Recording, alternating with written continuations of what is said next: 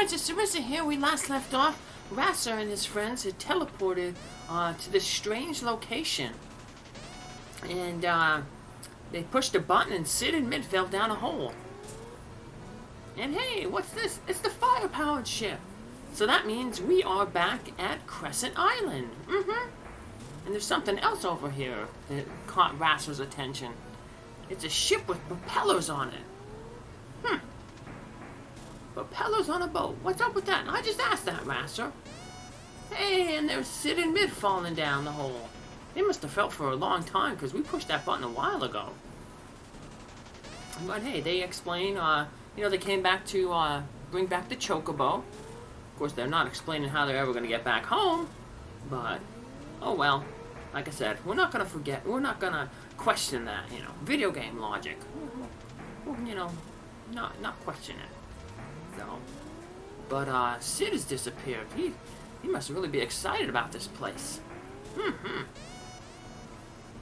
Yeah, where did Sid go? Well, we saw him. He went down lower deck. So, let's check it out. See what's happening. Sid's a brilliant scientist. He might know what this thing is. Donk. Hey, he's in like an engine room, I guess. Yep, this is our airship, if you haven't guessed already. Every Final Fantasy has an airship. I think everyone does, at least the ones I've played. Let's see, 1 through 8. Yeah, they've all had airships, so... yep, so this is our airship, finally. And that'll allow us to fly around the world really, really fast. And, faster than the chocobo and the hiryu. And, the airship, this one's special. Because it can land not only on flat ground, but it can also land in the water. A lot of airships don't do that in other games. No. But even though we just got the airship, we're not going to get it that easy. Nope.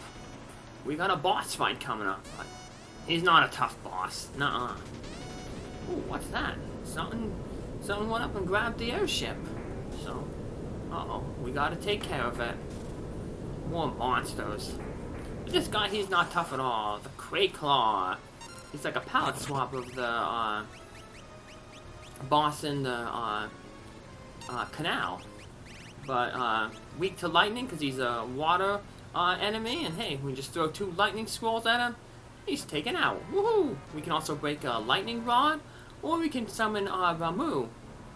With the, a lightning rod equipped to our summoner, and that can help take him out too. So, yay! And now Sid and Mid are going to scuttle some parts from the steamship to repair the any damage that the airship suffered when that boss grabbed it. And that'll finally allow us then to search for the Earth Crystal. So, now this is kind of a little bit of a confusing part if you don't know what to do here. You don't really get a lot of clues on what you're supposed to do. But once we get control of the airship, we want to head back to the that abandoned city that we were in that teleported us to this area. And then we'll get another cutscene. So, take control of our airship. And we'll be able to, like I said, explore the world. You can land on flat ground, like the plains, the green and the yellowish plains. And you can also land in the ocean. So your airship will turn into a boat, and you can move it around like the fire ship. So we'll be doing that a little bit later to get the rest of the sea encounters in this world. But yeah, we come over here, we get this little cutscene where this ancient city rises up into the sky. It's like a big UFO. Star Wars Star Destroyer or something. So, so let's go back and you don't see it anywhere. So go back to see Sid and Mid. Yeah, even though that thing rose up right above the city, or where that town was. It's not there on the world map, so And we'll learn why that is in just a second here. So we turn back to Sid and Mid, and they will explain what's kind of going on. So apparently there was a telescope and they saw everything. So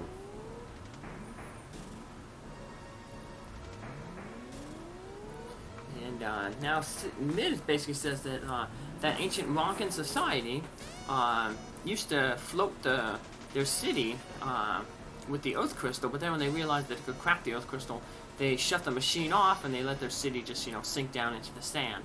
So it's kind of like the floating castle from Final Fantasy 1. But the problem is it's too high up in the sky for our airship to reach. So we got to somehow power up our airship, make it stronger. And that's when Mid says that, hey, if we had adamantite, we could use that to make the ship better. And Gal's like, hey, I know where there's adamantite. The meteorite that I came in, they all have adamantite in. So, and keep that in mind, because we're gonna need adamantite much, much later. But for now, we're just gonna head off to Galos meteorite. That's the one by Tycoon Castle. And while we go back to Tycoon Castle, there's another thing we can do here now.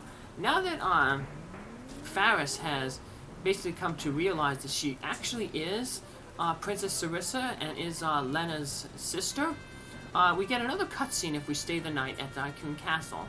So we're gonna just park our airship.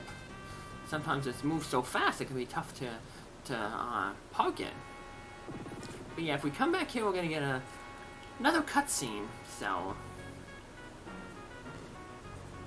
and I'll give a little bit more insight into Princess Sarissa and Princess Lena, their background. So, obviously we're going to stay the night. And we have a little flashback coming up here then. And Sarissa remembers her childhood. So,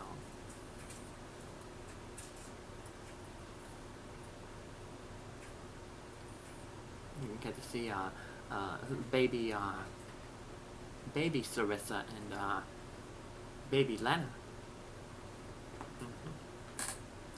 Yep. I was kind of a baby when my daddy adopted me. I was about I was about a year old, so yeah, I wasn't really a baby. Yeah, it's gonna be almost 2 years for my gotcha day in December. There we see Princess Sarissa there. She's apparently studying white magic. Cure, remove poison, armor, which increases your physical defense. We're not worried about any of those spells right now because we can't use any jobs that use white magic. Nope. Yeah, the next job we're gonna get is the Dragoon job, and that's another physical fighting job. So he's a dragon knight, basically. So he wears armor that makes him look like a dragon, and he jumps in the sky like a dragon. Oh, look, it's little Lena. She even has the pink hair. But Sarissa, she has brown hair. She don't have that, like, purplish kind of hair she grows up. But it looks like Sarissa's quite an adventurous lass. She went on a boat ride with her father, that's when she got swept overboard, and now she's talking about going on a flight in the hiryu with her father. And we got kind of a cute scene here, real quick. Look what the princess did. She pushed the bed over so she could sleep next to her sister. Aww. I used to have a sister that I lived with, Princess Prin Prin. Yeah. But she's up in heaven right now, so hope she's doing good up there. You know. Hi, Princess Prin Prin. Hope you're having fun up there with all the other princesses that came before us. Princess Twilight, Luna, and Celestia. So they're gonna star in a video game eventually. The Princess Party, Ultima 3. That'll be a long time until we get to that game. My dad, I don't play games very often. Maybe like half an hour a day, that's about it. So, I have a short attention span, minions. Talk with some more people. And that guy, 1,000 years ago, the skies over Tycoon were rent asunder. And that'll play much, much later in the game, so... something that you wouldn't even think about, but... little piece of dialogue there will make a lot more sense later on in the game. But it's easy to miss. This cutscene is kind of easy to miss, because... you know... But anyway, one last thing, the princesses now realize who they are, but they're not going to tell the Chancellor, because the Chancellor, they were like, well, the Chancellor would never let Princess Sarissa out of his sight. So he'd be like, oh, you finally come back, you know, we can't have both the princesses gone, so they're just going to keep that fact so they can continue to search for the crystal. So, and we're going to first search for the adamantite here in the castle. But first, let's look at this little video of Hurley, the little bunny here. He's a little shaking because he's a little scared, but he's going to get some acupuncture at the vet, which is really scary, but it's a necessity for him. And the only way that Rabbit and Small Animal Rescues is able to do things like that and take care of animals in his care is through generous donations from people like you. So if you would like to help support that little charity, make a donation.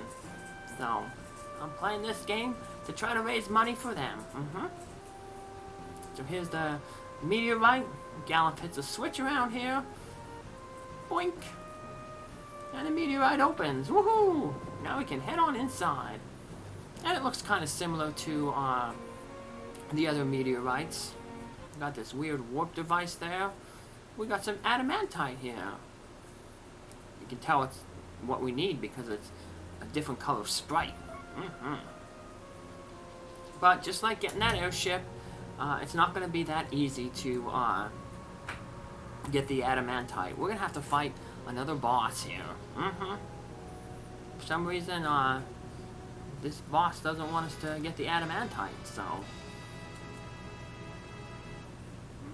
we try to leave the meteorite. Uh-oh! We're getting attacked. What's gonna attack us? Oh no! Evil dog clouds! No, it's a mean turtle. Like other turtles, it is weak to ice. So we can summon Shiva. We can also throw water scrolls. Even though they're technically not ice, they'll do better damage than the other scrolls. Now, adamantite, it has pretty tough defense, so our physical attackers ain't gonna do too much. So we're mainly gonna rely on, like I said, our magical abilities. So this should do some decent damage. We got a Shiva summoned, enhanced by the ice rod. So not as much damage as I would have liked, but still, 1/4 of its hit points off. So probably another one of those summons should take it out. We could probably one-shot it if we would have broke the ice rod over it, but might as well just save our rods. This guy's not that difficult to take down. We can just... and the scrolls are pretty cheap because we can go buy and get them at Lick's, RASAR's old hometown. So... and we get the shell. Woohoo! And we'll eventually end up stocking up on our scrolls later on, but might as well get some more money first. And if you forgot to get this, over onto the side here, there's a secret passageway. There was a phoenix down in that thing. If you forgot to pick it up like when I did in the first episode, when we first got to this meteorite. When we first met RASAR, Lena, and Galuf. That was a while ago. Characters have come so far, but we still have a long way to go. We still have to find that 4th crystal. I mean, we know where it is, but we still have to find it. You have a general idea where it is. So now let's go hunt down some other monsters while out in the world. We're going to head back to History. And we're going to land here, and there's an enemy that can only be encountered in this area around History. It's not this one here, but this one is a new enemy, the Bolt Anmon. So, this is the one enemy that's water-based that absorbs lightning because it has that bolt in its name. So yeah, if you try to hit it with a lightning scroll or a lightning spell, it'll actually give it hit points. So we're not going to do that. we're just gonna attack it with our regular attacks, and it'll fall pretty easily. Boink. And that's it. So now we have one more enemy to find out here, and it could be pretty difficult to find. It's kind of rare, but spoiler, I actually get really lucky. I find it in the next battle. So, fly around here, or boat around here a little bit.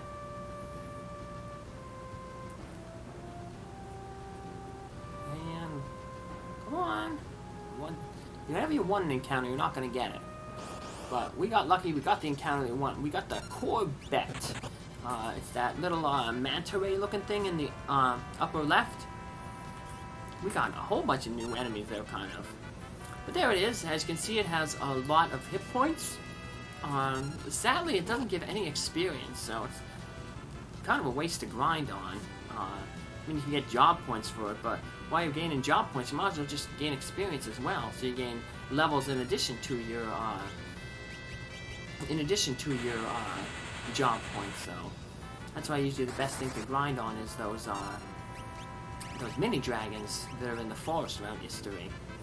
So you're going to see a lot of uses of the Thunder Scrolls here, because one, we're in the ocean, and well, we were in the ocean, we're about to leave the ocean now, because we found all the remaining ocean monsters in the first world. But when we're going up to eventually take out that the ruins that are the floating city, you saw it was kind of like a city of, you know, just machines and technology. So it's going to have a lot of machine enemies, and machine enemies, like water enemies, are weak against lightning. So we're gonna be throwing a lot of those lightning scrolls. So once again, if you want to buy items, this is the best place to buy them, because everything is half off thanks to RASAR being a native of this town. So we're going to stock up on some scrolls.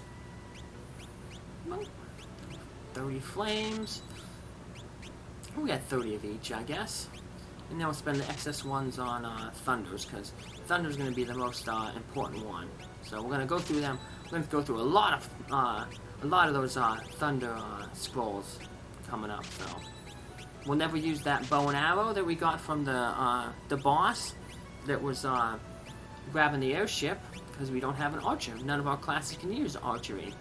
So we'll just put that money to good use buying a few more thunder scrolls. Ooh, missed the staircase. And we'll just do we have anything else we can buy? Yeah, we used a few eye drops in our last episode when Ramu used the flash spell on us. So let's stock up. So we should be good for consumable items for basically the rest of the game. But my OCD says, hey, you gotta have 99 at all times. So when I have a chance to fill up, I will.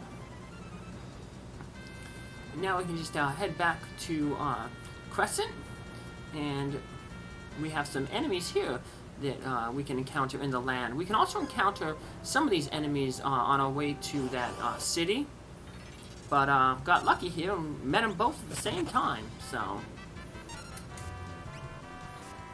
got the harvesters here. If you have a thief, you can steal a really good item off of them.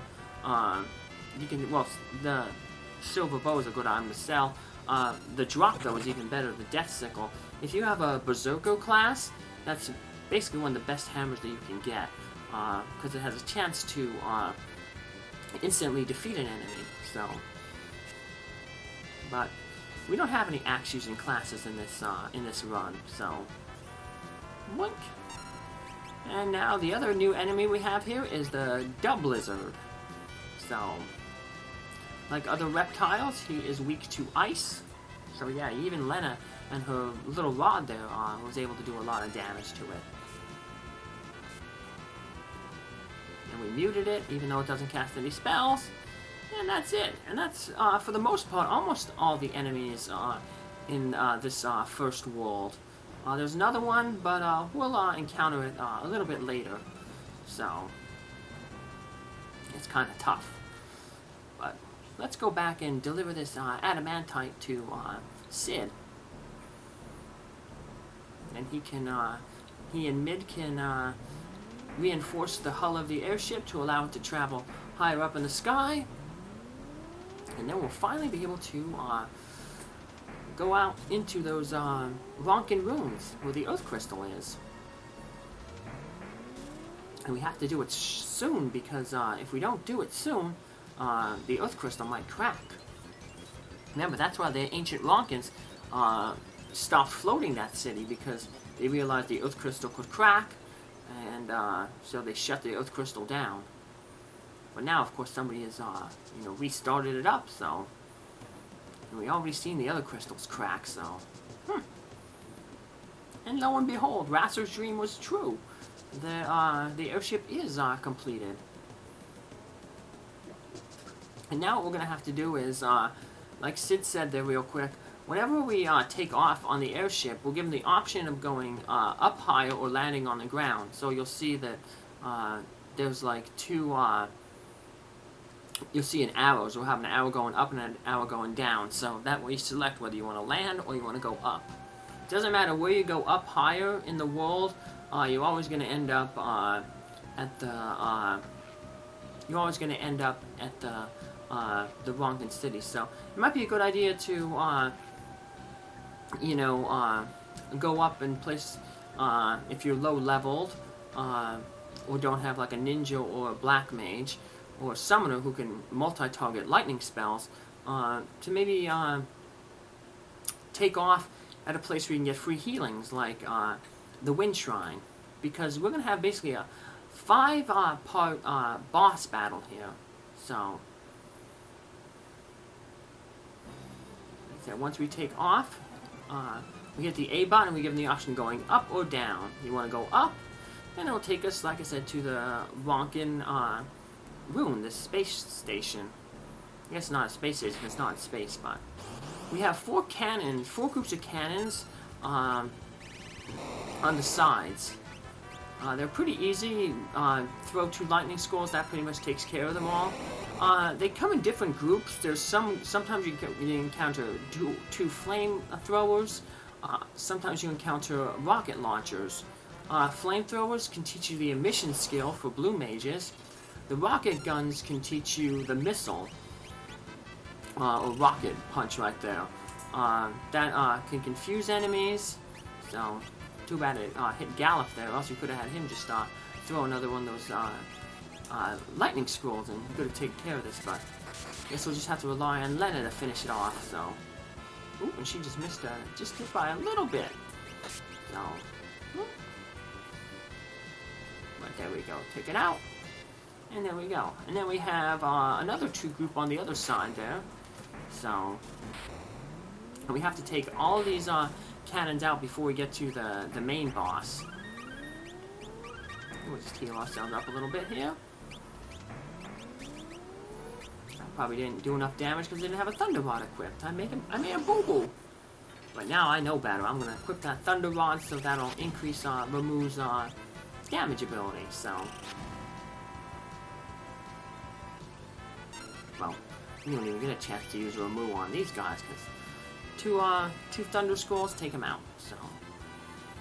And this time we get, it kind of worked out, we got 2 and 2. We're going to get, this other cannon we're about to fight is 2 more flamethrowers. Sometimes you don't get it evenly broken out like this, so. Sometimes you might get 1 group of flame guns and 3 groups of rocket launchers, or vice versa, so. Take them down. Like I said, it's a 5-part boss, but after each part we can all take a break. So, we got the main part coming up here.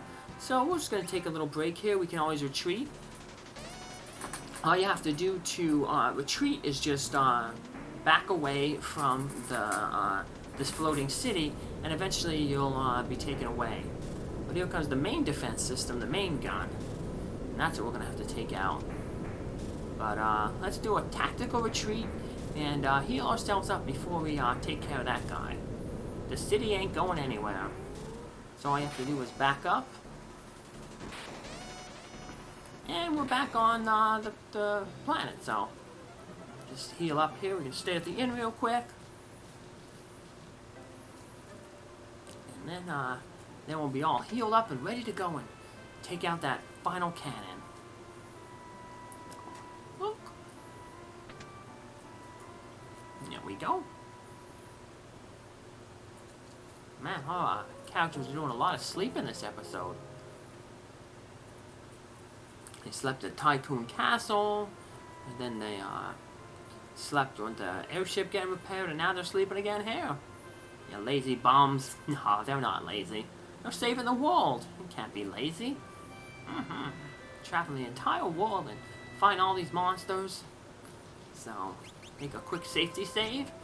Whenever you're, you know, fighting a big boss, you might want to save so you don't lose all your progress. Now we just head straight for that big gun. Probably not the wisest thing to approach the gun head on, but that's how we get into the battle here. And it has like 3 parts. It has 2 launchers in the back. But if you just throw the Thunder Scrolls or use Black Magic, they'll be targeted. And even though it says they have 10,800 hit points, pretty much after you just do a little bit of damage to them, they end up breaking. And you want to take them out quick because they use that missile attack. And what that does is it adds the old status to your characters. You see Lena's hair is gray now. What the old status does is it slowly, over time, reduces your character's stats as they, you know, get older. Now, this is kind of just a timed boss. You'll see these messages popping up every so often, basically saying like, you know, the level of the gun is charging, basically. And so you have about, I think maybe 5 turns before the thing attacks. But once it attacks, it'll release a really strong, powerful surge beam. It does massive damage to your characters. So you want to make sure that while this gun is charging its beam up, you want to make sure that you're healed up to your max. That's why I threw those 2 elixirs there on Lena and RASAR, I believe, to heal them up to max, so they can withstand the surge beam. However, if you're doing a lot of damage, you might be able to defeat it in one go. If we broke some raws, we probably could have defeated it in one go, but we're so close, I didn't want to waste the raws because they're kind of expensive, and it's much cheaper to just go this way and heal up after you defeat it. So once again, we've defeated the Soul Cannon, and now there's going to be a hole in the city where we can enter and go look for the Earth Crystal. But of course, caution, you know, discretion is the better part of valor. So you might want to, after that boss battle, make a tactical retreat, save your game, and heal yourself up back at an inn or another rest point. So, of course, that's what we're going to do right here. Heal ourselves up. And then in our next video, that's when we will head into the Ronkin Ruins there. And we'll also get the final last enemy. So, no mixing ingredients. We don't need any mixed ingredients or potions. Those are Chemix exclusive items. So we might as well sell them off. So then later on we can do another shopping trip back at Elix. Got for this in, heal up. And then we'll be ready, like I said, for our next episode when we're gonna get some more the last enemy and the last overworld enemy in this world, and the head into the Ronkin Ruins to find the Earth Crystal. So, alright, well, take care of yourselves, minions, and I'll see you in that next episode. But of course, as always, before we leave, we're gonna end up with another you know, little commercial for Rabbit and Small Animal Rescue. So,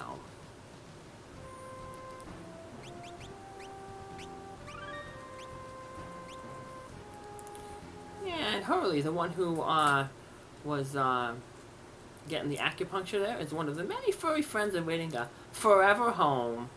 Yeah.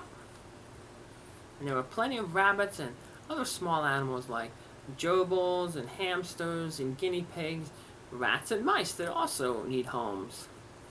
There's Bugs and Donatello. They're a pair of animals, and even until they get bought in a forever home, they are treated as family in foster homes. So, once again, Rabbit and Small Animal Rescue does a lot of great work. If you want to support them, a link is in the video description. Thanks. Bye.